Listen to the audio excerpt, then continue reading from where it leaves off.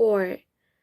After Ehud died, the Israelites once again did evil in the eyes of the Lord, so the Lord sold them into the hands of Jabin, the king of Canaan, who reigned in Hazor. The commander of his army was Sisera, who lived in Hazor-Haggoid.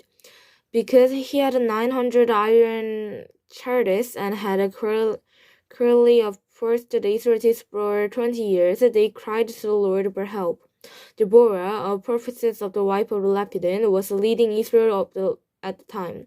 She held court under the palm of Deborah between Ramon and Bethel in the hill country of Ephraim, and the Israelites came to her to have their dispute decided. She sent Barak son of Abian, Carmel's cousin in Naphtali, and said to him, The Lord, the God of Israel, commands you, Go, take with you 10,000 men of Naphtali and Jabin, and lead the way to Mount Tabor. I will lure Sisera, and then commander of Joseph's army, with his chariots and his troops to the Kishon River and give him into your hands. Barak said to her, If you go with me, I will go, but if you don't go with me, I won't go. Very well, Deborah said, I will go with you, but because of the way you are going about this, the honor will not be yours, for the Lord will hand Sisera over to the woman. So Deborah went with Barak to Kesha, where he summoned Deborah in Naphtali. 10,000 men followed him, and Deborah also went with him. Now Heber and Knight had left the other candidates and descendants of Joab, Moses' brother-in-law, and pitched his tent by the great tree in Jamin near Kadesha. When they told Sarah that Barak son of Abion had gone off to Mount Tabor, Sarah gathered together his 900 iron chariots and all the men with him, from Hazor-Haggoid to the Kishon River. Deborah said to Barak, Go, this is the day of the Lord has given Sisera into your hands. Has not the Lord gone ahead of you? So Barak went down to Mount Tabor, followed by 10,000 men. At Barak's advance, the Lord ruled Sisera and all his chariots and army by the sword. And Sisera abandoned his chariots and blood and foot. But Barak pushed the chariots and army as far as Hazor-Haggoid. All the troops of Sisera fell by the sword, and not a man was left. Sisera, however, fled on foot to the tent of Jael and wife of Heber the Kenite, because they were friendly relations between Jabin king of Hazor and the clan of Heber the Kenite. Jael went out to meet Sisera and said to him, Come, my lord, come right in, and don't be afraid. So he entered her tent, and she put a covering over him. I'm thirsty, he said. Please give me some water. She opened a skin of milk, gave him a drink, and covered him up. Standing in the doorway of the tent, he told her, If someone comes by to ask you, Is anyone here? Say no. But Jael, Heber's wife, picked up the tent bag, and Hermer went quickly at him, while he lay well asleep. As quickly she drove the peg through his temple into the ground, and he died. Barak came by the pursuit in Sisera, and Jael went out to meet him. Come, she said, I will show you the man you're looking for. So he went in her hand with her, and there lay Sisera with the tent peg through his temple, dead. On that day, God subdued Jabin, the Canaanite king, before the Israelites, and the hand of the Israelites grew stronger and stronger against Jabin, the Canaanite king, until they destroyed him. 5. On that day, Deborah and Barak, son of Abian, sang this song. When the princes in Israel take the lead, when the people wailing over themselves, praise the Lord. Hear this, Hear this, your kings, listen, your rules. I will sing to the Lord, I will sing. I will make music to the Lord, the God of Israel. O Lord, when you went out from Seir, when you marched from the land of Edom, the earth shook, the heavens poured, the clouds poured down water. The mountains quaked before the Lord, the one of Sinan. Before the Lord, the God of Israel. In the days of Solomon son of Anet, in the days of Jael, the roads were abandoned. Travelers took the winding paths. Villagers' life in Israel ceased until I, Deborah, arose a mother in Israel. When they chose new gods, war came to the city gate, and not a shield of a spear was seen among 40,000 in Israel. My heart is with Israel's princes, with the willing volunteers among the people. Praise the Lord. You who ride on a white donkey, sitting on your saddle blankets, and you who walk along the road. Consider the voice of the stringer at the watering places. They recite the righteous acts of the Lord, the righteous acts of his warriors in Israel. Then the people of the Lord went down to the city gates. Wake up, Deborah. Wake up, break out in song. Arise, O Barak. Take captain your captives, O son of Abdon. Then the men who were left came down to the nobles. The people of the Lord came to me with the mighty. Some came from Ephraim, whose roots were in Amalek. Benjamin was with the people who followed you. From the Machir captain came down, and from Jabra those who bear a commander's staff. The princes of Issachar were with Deborah.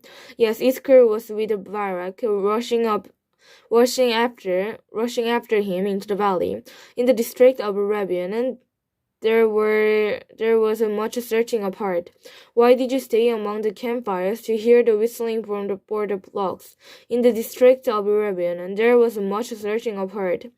There was Gilead stayed beyond Jordan, and then why did the Illinois by the ships?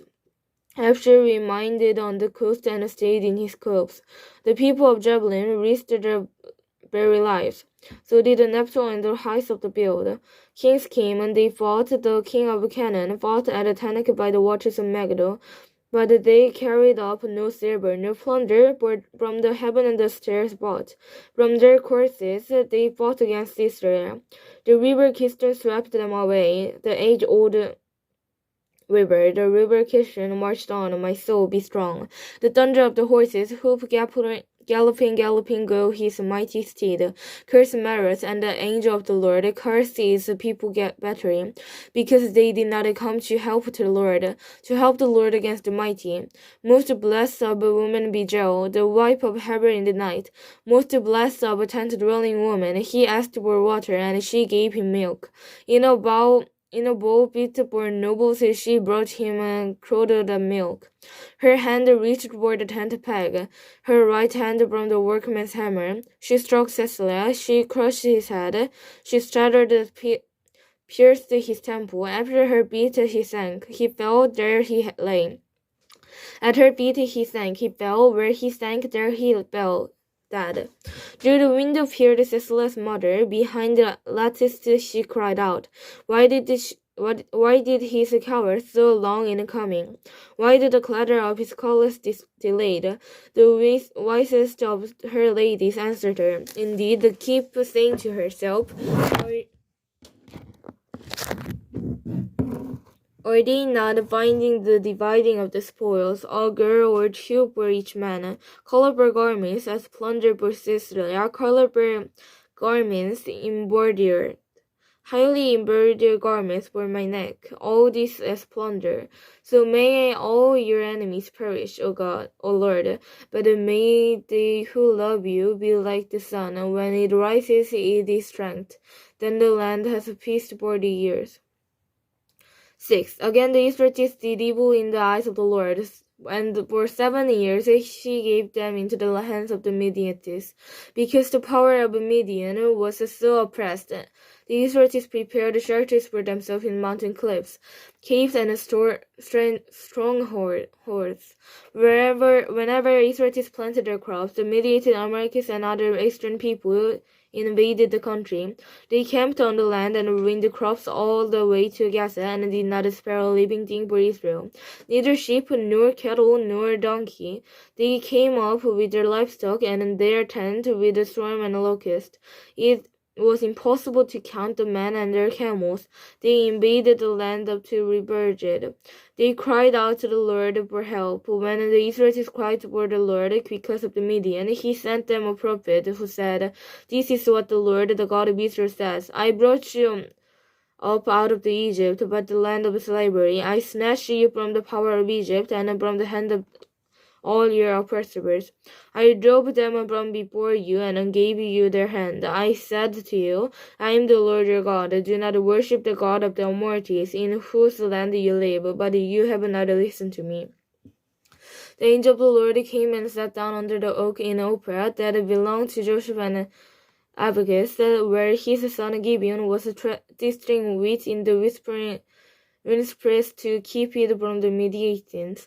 When the angel of the Lord appeared to Gibeon, he said, "The Lord is with you, mighty warrior."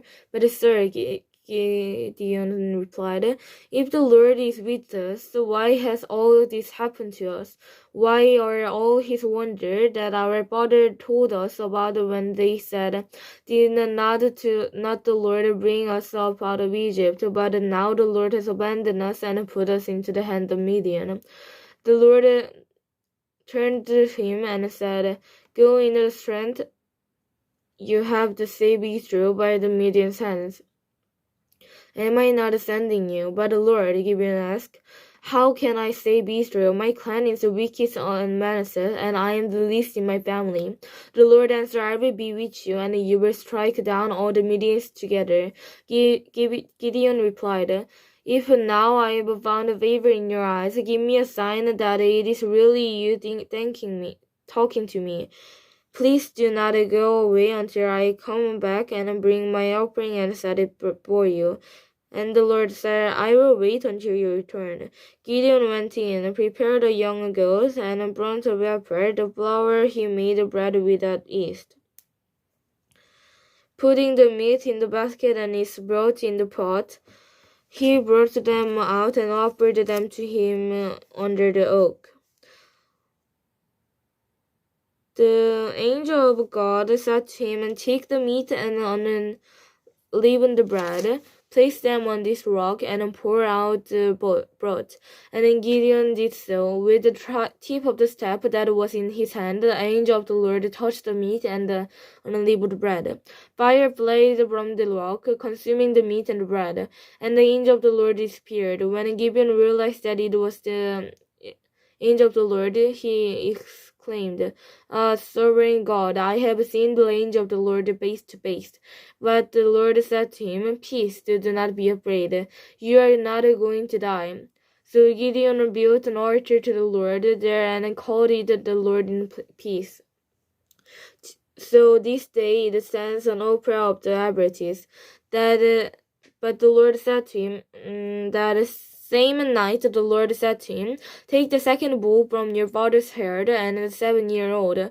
Tear down your father's altar to Baal and cut down the Ephraim pole beside it. Then build a perfect kind of altar to the Lord your God on the top of his height, using the wood of the Asher pole that you cut down. Offer the second bull as a burnt offering." So Gideon took 10 of his servants and did as the Lord told him. But because he was afraid of his family and the men of the town, he did it at night rather than in the daylight. In the morning, when the men of the town got up, there was Baal's altar demolished, with the Asherah pole beside it, cut down, and the second bull sacrificed on the newly built altar. They asked each other, "Who did this?" When they carefully investigated, they were told, "Gideon, son of Joshua, did it." The men of the town demanded of Joshua, "Bring out your son. He must die, because he has broken down Baal's altar and cut down the Asherah pole beside it."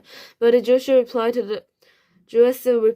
the hostile crowd around him, "Are you going to plead Baal's cause, or are you trying to save him?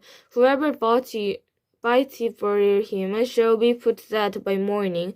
If Baal really is a god, he can defend himself when someone breaks down his altar." So that they called Gideon Jerubbaal, saying, "Let Baal contend with him, because he broke down Baal's altar." Now all the Midianites, Amalekites, and other eastern people joined forces and crossed over the Jordan and camped in the valley of Jerusalem. Then the Spirit of the Lord came upon Gideon, and he blew a trumpet, summoning the Abrases of the Baalim. He sent messengers throughout Manasseh, calling them to arm, and also into Asher, Zebulun, and Naphtali. So they too went up to meet them. Gideon said to God, "If you will save Israel by my hand, as you have promised, look, I will place a wool fleece on the threshing floor. If there is dew only only on the fleece and all the ground is dry. Then I will know that you will save Israel by my hand. As she said, and that is what happened. Gideon arose early in the next day. He squeezed the bills and wrung out of the room a bowl full of water. Then Gideon said to God, "Do not be angry with me. Let me make just one more request. Allow me one more test with the fleece. This time make the fleece dry and the ground covered with dew." That night God did so. And the fleece was dry, all the ground was covered with dew.